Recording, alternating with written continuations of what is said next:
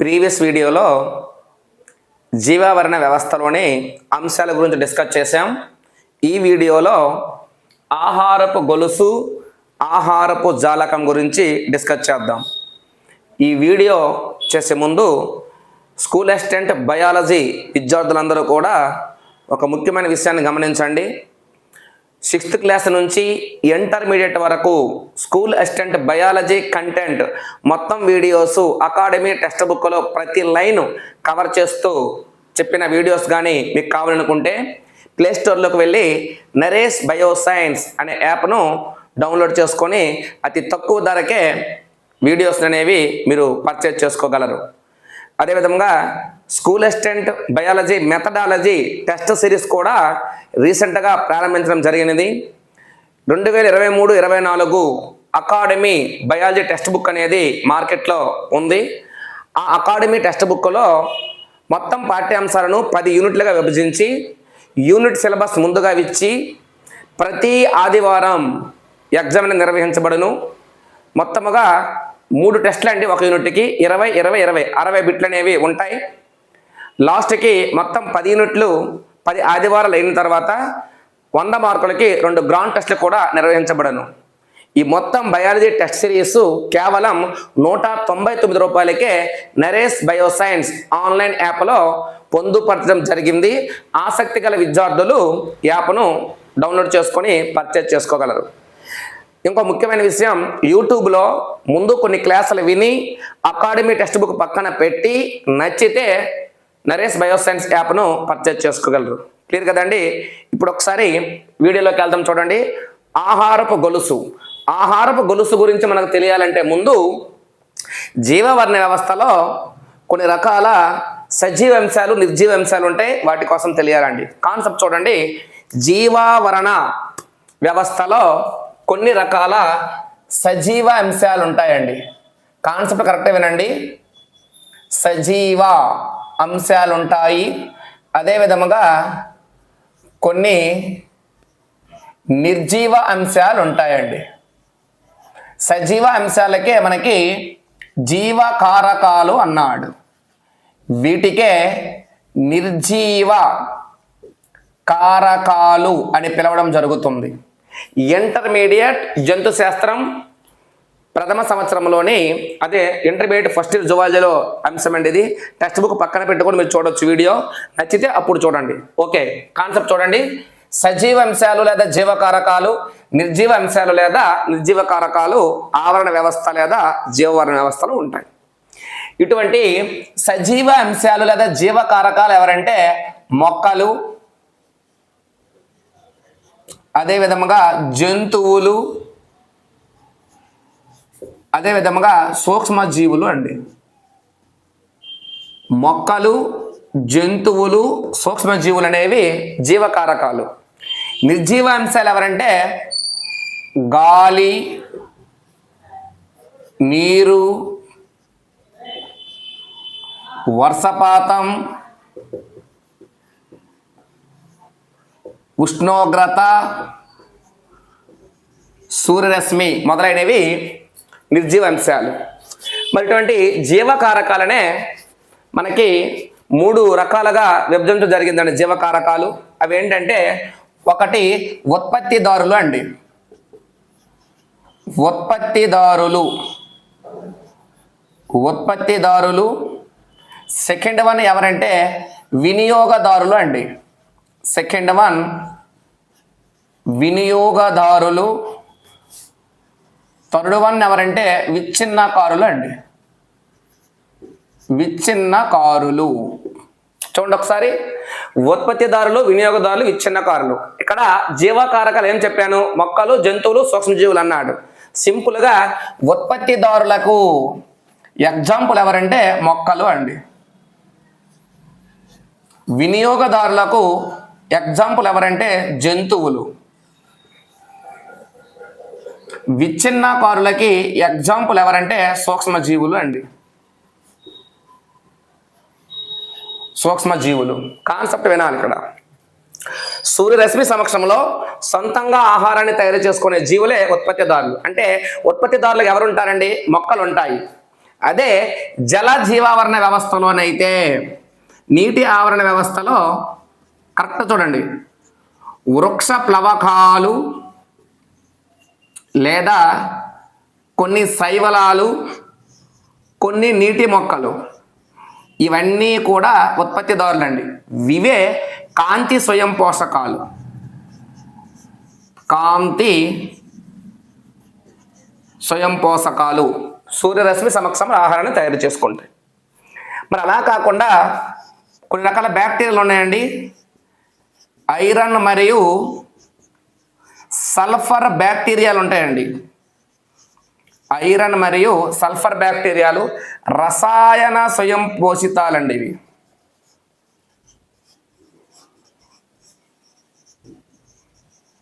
రసాయన స్వయం పోషితాలు. ఇవన్నీ కూడా ఉత్పత్తిదారుల కింద వస్తాయి. కాన్సెప్ట్ చూడండి, మొక్కలు, వృక్ష ప్లవకాలు, శైవలాలు, నీటి మొక్కలు, ఐరన్ సల్ఫర్ బ్యాక్టీరియాలు అన్నీ కూడా ఉత్పత్తిదారుల కింద వస్తాయి. ఈ ఉత్పత్తిదారులే వినియోగదారులకి ఆహారంగా అవుతాయి. సింపుల్ చూడండి, ఉత్పత్తిదారులపై ఆధారపడి శక్తిని పొందేవి వినియోగదారులు. వినియోగదారులకు ఎగ్జాంపుల్ ఎవరండి? జంతువులు.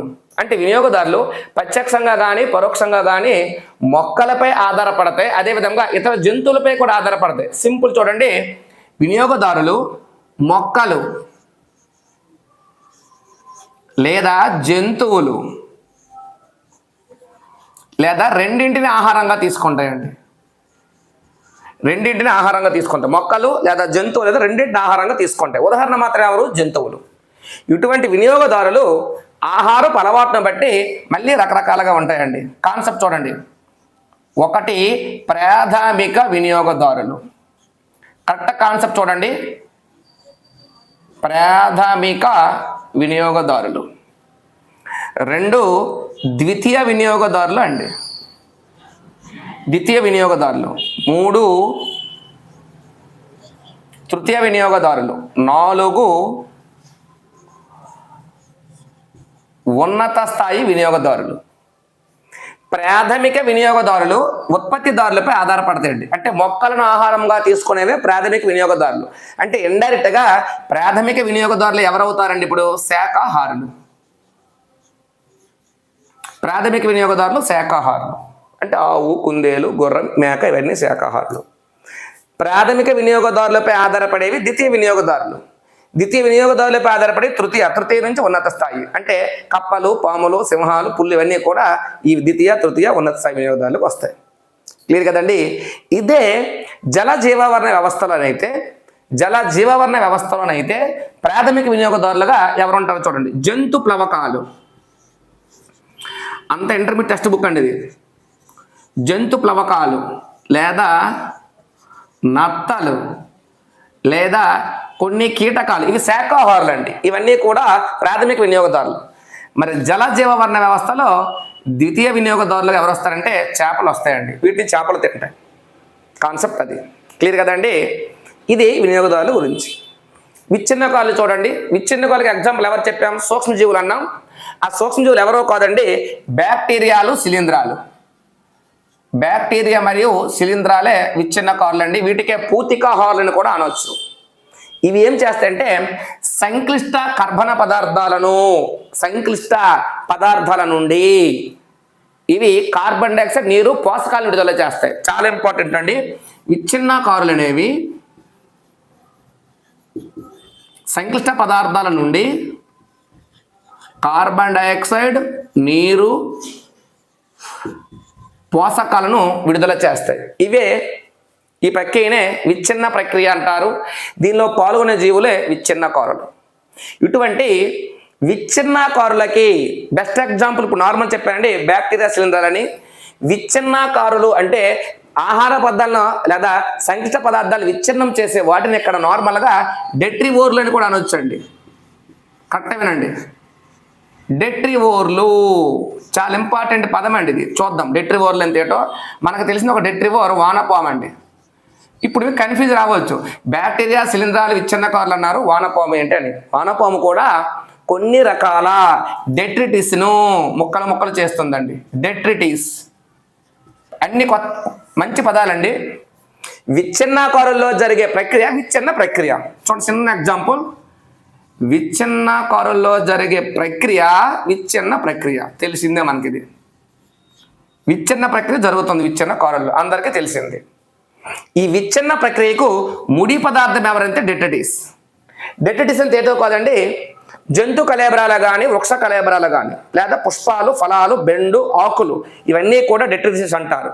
విచ్ఛిన్న ప్రక్రియకు ముడి పదార్థం ఎవరంటే డెట్రిటిస్. డెట్రిటిస్ను విచ్ఛిన్నం చేసే జీవులనే డెట్రివోర్లు అంటారు. ఎగ్జాంపుల్ వానపాము. క్లియర్ కదండి. ఇది నార్మల్గా మనకి ఉత్పత్తిదారులు, వినియోగదారులు, విచ్ఛిన్నకారులు అంటే ఏంటనేది చిన్న పదం ఇచ్చాడండి. ఇక్కడ విచ్ఛిన్న ప్రక్రియ ఏ విధంగా జరుగుతుందో కొన్ని దశలు ఇచ్చాడండి. దశలు, ఆ దశల గురించి ఒకసారి ఇప్పుడు మనం డిస్కస్ చేద్దాం. చూడండి ఇక్కడ కింద రాస్తున్నా, చాలా చాలా ఇంపార్టెంట్. విచ్ఛిన్న ప్రక్రియలో దశలు. మొదటిది శకలీకరణం. శకలీకరణం. సెకండ్ వన్ విక్షాళనం. విక్షాళనం. థర్డ్ వన్ విచ్ఛిన్నం. దీన్నే కెటబాలిజం అంటారండి. విచ్ఛిన్నమే కెటబాలిజం అంటారు. Fourth one humification.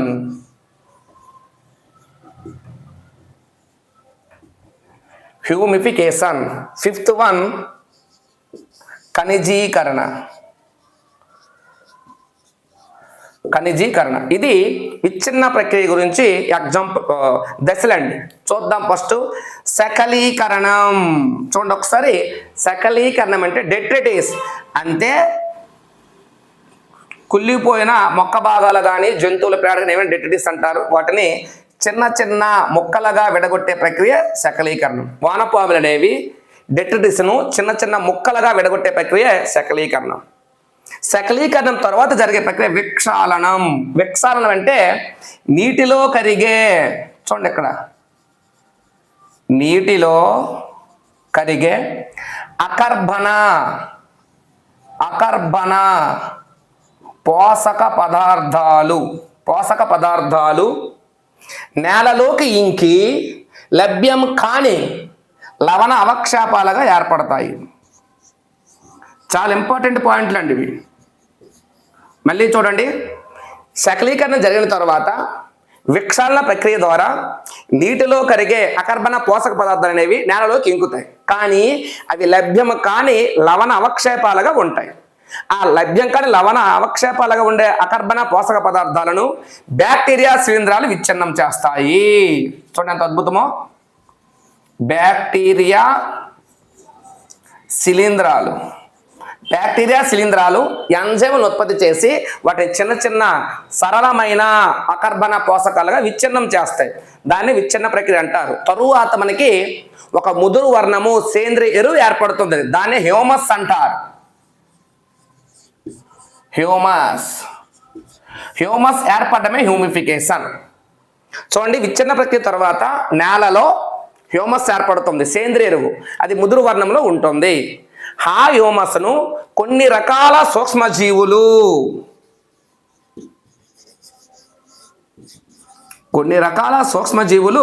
ఆ హ్యూమస్ను విచ్ఛిన్నం చేసి సరళమైన అకర్బన పదార్థాలు విడుదల చేస్తాయి. ఆ విడుదల చేసే ప్రక్రియ ఖనిజీకరణం. ఇలాగ మొత్తం విచ్ఛిన్న ప్రక్రియ జరుగుతుందండి. అయితే ఇటువంటి విచ్ఛిన్న ప్రక్రియ రేట్ అనేది కొన్నిసార్లు వేగంగా జరుగుతుంది, కొన్నిసార్లు నెమ్మదిగా జరుగుతుంది. విచ్ఛిన్న ప్రక్రియ రేటు ఎప్పుడు వేగంగా జరుగుతుందంటే ఇక్కడ రాస్తాను చూడండి. నార్మల్గా ఎప్పుడు వేగంగా జరుగుతుందంటే అధిక ఆక్సిజన్, అధిక నైట్రోజన్, అధిక ఉష్ణోగ్రత మరియు చక్కెరలు ఉన్నప్పుడు విచ్ఛిన్న ప్రక్రియ రేటు అధికం. మరి విచ్ఛిన్న ప్రక్రియ రేటు ఎప్పుడు నెమ్మదిగా ఉంటుందంటే ఒకసారి చూడండి. ఇక్కడ రాస్తా నెమ్మదిగా. ఎక్కడంటే తక్కువ ఉష్ణోగ్రత. నెమ్మదిగా ఎప్పుడు రాస్తుందండి? తక్కువ ఉష్ణోగ్రత. అవాయు పరిసరాలు అంటే అర్థం ఏంటండి? ఆక్సిజన్ తక్కువ. దాంతోపాటు డెట్రిటిస్లో లిగ్నిన్ కానీ కైటిన్ కానీ ఉంటే తక్కువగా జరుగుతుంది. ఈ పెన్లో కొద్దిగా ఇంక్ అనేది అయిపోయిందండి. ఇప్పుడు మధ్యలో మళ్ళీ ఆపితే ఈ కాన్సెప్ట్ మిస్ అవుతుందని నార్మల్గా చెప్పేస్తున్నా, కనిపిస్తుంది, కరెక్ట్గా చూడండి నేను మాట్లాడుతున్నా కాబట్టి. విచ్ఛిన్న ప్రక్రియను వేగంగా జరిపే పరిస్థితులు ఏమంటే అధిక ఆక్సిజన్, అధిక నైట్రోజన్, అధిక ఉష్ణోగ్రత చక్కెరలు. ఎప్పుడు నెమ్మదిగా జరుగుతుంది విచ్ఛిన్న ప్రక్రియ అంటే డెట్రిటిస్లో లిగ్నిన్ కైటిన్ ఉందనుకో అంత వేగంగా విచ్ఛిన్న ప్రక్రియ జరగదు. డెట్రిటిస్ యొక్క కణకవచం లిగ్నిన్ కానీ కైటిన్ కానీ ఉంటే, లేదా తక్కువ ఉష్ణోగ్రత వద్ద కానీ అవాయు పరిసరాలు అంటే ఆక్సిజన్ తక్కువగా ఉన్నప్పుడు కూడా విచ్ఛిన్న ప్రక్రియ అనేది కరెక్ట్గా జరగదు. వేరే ఇంపార్టెంట్ లెసన్ కాన్సెప్ట్ ఒకసారి చూసుకోండి. క్లియర్ కదండి. నెక్స్ట్ మనకి జీవవర్ణ వ్యవస్థలో కొన్ని పోషక స్థాయిలు ఉంటాయండి. ఆ పోషక స్థాయిల గురించి చెప్తూ ఆ పోషక స్థాయిల మధ్య సంబంధము గొలుసు రూపంలో ఉంటే దాన్ని ఆహారపు గొలుసు అంటారు. క్లియర్ కదండి. జీవవర్ణ వ్యవస్థలో సజీవ కారకాలు, నిర్జీవ కారకాలు చూసాం. ఇప్పుడు ఆహారపు గొలుసు కోసం డిస్కస్ చేసే ముందు పోషక స్థాయిల కోసం ఒకసారి డిస్కస్ చేద్దాం. చూడండి, పోషక స్థాయిలు కాన్సెప్ట్ చూడండి. పోషక స్థాయిలు జీవావరణంలో అనేక ఆహార స్థాయిలు ఉంటాయండి, అవే పోషక స్థాయిలు. ఈ పోషక స్థాయిలు అనేవి 1 నుంచి 3 రకాల పోషక స్థాయిలు ఉండొచ్చు, 4 ఉండొచ్చు, 5 ఉండొచ్చు. క్లియర్ కదండి. కాన్సెప్ట్ చూడండి క్లియర్గా. ఈ పోషక స్థాయిల్లో ప్రథమ పోషక స్థాయిలో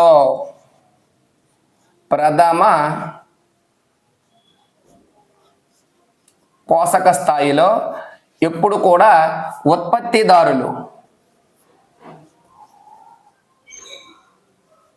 ఉత్పత్తిదారులు లేదా స్వయం పోషకాలు ఉంటాయండి. ఉత్పత్తిదారులు లేదా స్వయం పోషకాలు ఉంటాయి ప్రథమ పోషక స్థాయిలో. సెకండ్ అండి, ద్వితీయ లేదా రెండవ పోషక స్థాయిలో ఎప్పుడు కూడా ప్రాథమిక వినియోగదారులు లేదా శాకాహారులు ఉంటాయండి. ప్రాథమిక వినియోగదారులు లేదా శాకాహారులు ఉంటాయి. కాన్సెప్ట్ కరెక్ట్గా చూడండి. 3వ పోషక స్థాయిలో ఎప్పుడు కూడా ద్వితీయ వినియోగదారులు, వీటికే ప్రాథమిక మాంసాహారులు అంటారండి. ప్రాథమిక మాంసాహారులు అంటారు. నెక్స్ట్ 4వ పోషక స్థాయిలో తృతీయ వినియోగదారులు లేదా ద్వితీయ మాంసాహారులు అంటారండి. కాన్సెప్ట్ వినాలి. ఇవన్నీ జంతువులే కానీ శాకాహారులు, ఇవి మాంసాహారులు. గుర్తుపెట్టుకోండి, ప్రాథమిక మాంసాహారులు కూడా జంతువులే కానీ ప్రాథమిక వినియోగదారులు కూడా జంతువులే కానీ అవి ఓన్లీ మొక్కల్ని ఆహారంగా తీసుకుంటాయి కాబట్టి శాకాహారులు అన్న, కన్ఫ్యూజ్ అవ్వద్దండి. నెక్స్ట్ 5వ పోషక స్థాయిలో ఉన్నత స్థాయి వినియోగదారులు అండి. ఉన్నత స్థాయి వినియోగదారులు లేదా టెక్స్ట్ బుక్ వెరైటీకి ఇచ్చాడు పరాకాష్ట మాంసాహారులు ఉంటాయి. ఇవి పోషక స్థాయిలు అండి. అయితే కొన్ని సందర్భాల్లో కొన్ని రకాల జీవులు 2 రకాల పోషక స్థాయిల్ని ఆక్రమిస్తాయి. ఫర్ ఎగ్జాంపుల్ పిచ్చుకలు చూడండి. పిచ్చుకలు యొక్క ఆహారం ఏంటండి? గింజలు లేదా చిన్న విత్తనాలు లేదా ఫలాలు. అప్పుడప్పుడు పిచ్చుకలు కీటకాలను కూడా ఆహారంగా తీసుకుంటాయి. చిన్న కీటకాలను, గింజలను ఆహారంగా తీసుకుంటే ప్రథమ పోషక స్థాయిలో ఉంటాయి. క్లియర్ కదండి. కీటకాలను ఆహారంగా తీసుకుంటే ద్వితీయ వినియోగదారుల కింద 3వ పోషక స్థాయిలో ఉంటాయి. సారీ, ప్రథమ పోషక స్థాయి కాదు, ఇందాక కరెక్ట్ వినండి. పిచ్చుకలు యాక్చువల్గా వినియోగదారులు. ప్రాథమిక వినియోగదారులు పిచ్చుకలు అవుతాయి, ద్వితీయ వినియోగదారులు కూడా అవుతాయి. అంటే ప్రాథమిక వినియోగదారులు అంటే 2వ పోషక స్థాయి అండి. ద్వితీయ వినియోగదారులు అంటే 3వ పోషక స్థాయి. కాన్సెప్ట్ వినాలి. అయితే పిచ్చుకలు శాకాహారులుగా ఉండొచ్చు, ప్రాథమిక మాంసాహారులుగా కూడా ఉండొచ్చు. కన్ఫ్యూజ్ వద్దండి.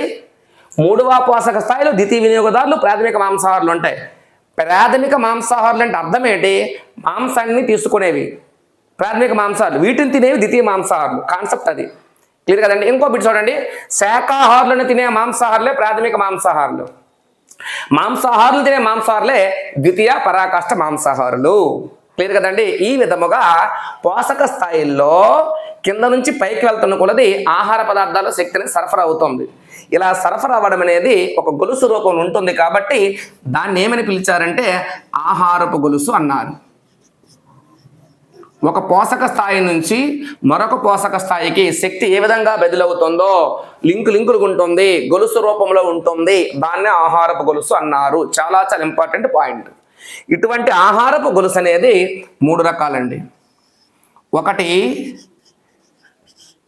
మేసే జీవుల ఆహారపు గొలుసు, షార్ట్కట్ రాస్తున్నా, దీన్నే గ్రేజింగ్ ఆహారపు గొలుసు అంటారండి. సెకండ్ వన్ పరాన్నజీవి ఆహారపు గొలుసు, పరాన్నజీవి ఆహారపు గొలుసు. థర్డ్ వన్ డెట్రిటిస్ ఆహారపు గొలుసు. ఇదే వీడియో ఎస్జిటి అభ్యర్థులు గమనించినప్పుడు మాకు ఇవన్నీ చెప్పలేదు అనుకోవద్దు. ఇది స్కూల్ అసిస్టెంట్ బయాలజీ వీడియో, కొద్దిగా డెప్త్గా ఉంటుంది, గమనించండి. ఓకే. మేసే జీవుల ఆహారపు గొలుసు ఎప్పుడు కూడా ఉత్పత్తిదారులతో ప్రారంభమవుతుందండి. ఉత్పత్తిదారులతో ప్రారంభమవుతుంది. ఉత్పత్తిదారులుగా ఎప్పుడు కూడా ఎవరుండాలి? ఉత్పత్తిదారులుగా మొక్కలు ఉంటాయి. ఉత్పత్తిదారులు తినేవి ఎవరండి? ప్రాథమిక వినియోగదారులు. ప్రాథమిక వినియోగదారులు ద్వితీయ, అంటే ఉత్పత్తిదారులు ఫస్ట్ ఉంటాయి, తర్వాత శాకాహారులు, ప్రాథమిక మాంసాలు, ద్వితీయ మాంసాలు, పరాకాష్ఠ మాంసాహారులు ఒక గొలుసు రూపంలో అమర్చామనుకోండి, అదే మేసేజ్ జీవుల ఆహారపు గొలుసు. క్లియర్ కదండి? మేసేజ్ జీవుల ఆహారపు గొలుసుకి ఎగ్జాంపుల్ చూడండి. మొదటి ప్రథమ పోషక స్థాయిలో ఇప్పుడు కూడా మొక్కలు ఉంటాయి కదండి. మనకి ఇచ్చిన ఎగ్జాంపుల్ చూస్తుంది, టెక్స్ట్ బుక్ ఎగ్జాంపుల్ అండి ఇవి. గులాబీ పొద, గులాబీ పొదను తినేవి ఎఫిడ్లు అండి. ఎఫిడ్స్ను తినేవి సాలె పురుగులు. సాలె పురుగులను తినేవి పక్షులు. పక్షులను తినేది డేగ లేదా గ్రద్ద. ఇప్పుడు చూడండి, మొదటి పోషక స్థాయి ఎవరు? గులాబీ పొద. రెండవ పోషక స్థాయి ఎవరు? ఎపిడ్లు. మూడవ పోషక స్థాయి సాలె పురుగులు. నాలుగవ పోషక స్థాయి పక్షులు. ఐదవ పోషక స్థాయి డేగ లేదా గ్రద్ద. చూడండి ఒక్కసారి, ఇక్కడ గులాబీ పొద ఏటవుతుంది? ఉత్పత్తిదారులు లేదా స్వయం పోషకాలు. ఎఫిడ్స్ ఏటవుతాయి? ప్రాథమిక వినియోగదారులు లేదా శాకాహారులు. సాలె పురుగులు ఏమవుతాయండి? ద్వితీయ వినియోగదారులు లేదా ప్రాథమిక మాంసాహారులు. పక్షులు ఏమవుతాయి? తృతీయ వినియోగదారులు లేదా ద్వితీయ మాంసాహారులు. డాగ్ ఎవరవుతుంది? పరాకాష్ఠ మాంసాహారి లేదా ఉన్నత స్థాయి వినియోగదారి. క్లియర్? ఇంకొక ఎగ్జాంపుల్ చూద్దాం. గడ్డి చాలా ఇంపార్టెంట్ అండి. ఇవి గడ్డిని తినేది మిడత, మిడతను తినేది కప్ప, కప్పను తినేది పాము, పామును తినేది డేగ లేదా గ్రద్ద. సింపుల్. ప్రథమ, ద్వితీయ, తృతీయ, చతుర్థి, పంచమి. మొదటి పోషక స్థాయి, రెండవ, మూడవ, నాలుగవ, ఐదవ. సేమ్ ఇప్పుడు లాగే. క్లియర్ కదండి? నెక్స్ట్ ఇంకా మనకు చాలా ఎగ్జాంపుల్స్ ఇచ్చారండి, చూద్దాం. టెక్స్ట్ బుక్ ఎగ్జాంపుల్స్ అనేవి. మొక్కలు, గొంగలి పురుగులు, బల్లి, పాము. పాము డేగ తినొచ్చు. చూడండి, ఇక్కడ అన్ని ఆహార గొలుసులో అన్ని రకాల పోషక స్థాయిలు ఉండని అవసరం లేదు, ఉండొచ్చు, ఉండకపోవచ్చు. క్లియర్ కదండి? నెక్స్ట్ ఇంకోటి చూద్దాం. ఇంకోటి చూడండి, వృక్ష ప్లవకాలు. ఇవన్నీ టెక్స్ట్ బుక్ ఉదాహరణలు అండి. జంతు ప్లవకాలు, ఇది నీటి ఆవరణ వ్యవస్థలో ఉండేది. చేప, పక్షి లేదా కొంగ, ఏదైనా రాయొచ్చు. నెక్స్ట్ చూడండి, నార్మల్గా గడ్డి లేదా మొక్క, ఏదైనా ఒకటి. మేక, మనిషి. మనకు బొమ్మ ఇచ్చాడు టెక్స్ట్ బుక్లో, మొక్క, కిష్టజింక, సింహం ఇచ్చాడు. అది కూడా రాసేద్దాం. బొమ్మ ఇచ్చాడు టెక్స్ట్ బుక్ చూసుకోండి కావాల్సిన మీద. మొక్క,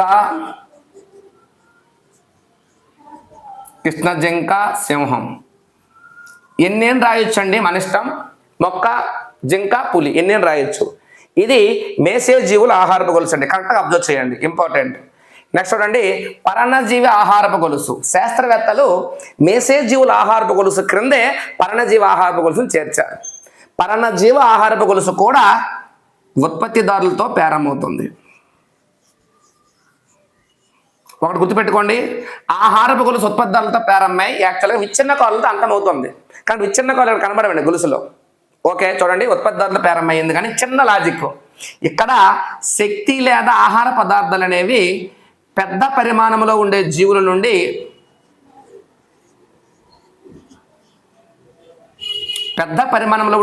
నుంచి చిన్న పరిమాణంలో ఉండే జీవులకు బదిలవుతాయి. ఇక్కడ చూడండి, చిన్న పరిమాణం నుంచి పెద్ద పరిమాణం ఉండే జీవులకు బదిలీ అయ్యింది. కానీ ఇక్కడ పెద్ద పరిమాణం ఉండే జీవుల నుంచి చిన్న పరిమాణం ఉండే జీవులకు శక్తి బదిలీ అవుతుంది. పర్ణజీవ ఆహారపు గొలుసుకి ఎగ్జాంపుల్ ఇక్కడ రాస్తానండి. పర్ణజీవ ఆహారపు గొలుసుకి చూడండి, వృక్షము,